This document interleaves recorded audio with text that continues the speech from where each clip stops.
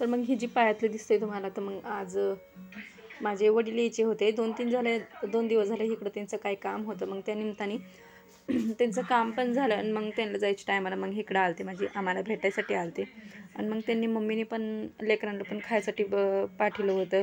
मला पण एक पायातलं आणि कानातले असे पाठवले होते. भरपूर जोपर्यंत आईबाप आहे तोपर्यंत लिकीला तर आणतेच आणि करतेच.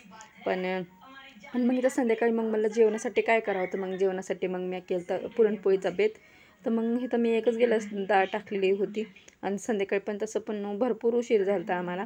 तर इथं बाळाला बघत बघत आणि मग इथं डाळ शिजली होती.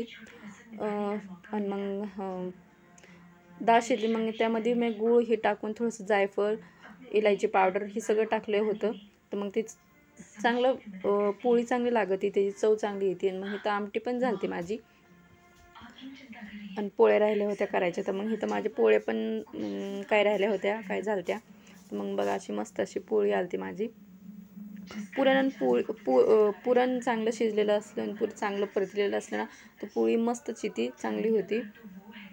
आणि मग इथं तळायच्या टायमाला तेल ठेवलं. कोणती पण वस्तू पण आधी कुरडईच तळली पाहिजे आणि मग भजी ते काढलं पाहिजे. चला तर मग आजच्यासाठी एवढाच. चला तर मग भेटू नेक्स्ट व्हिडिओमध्ये.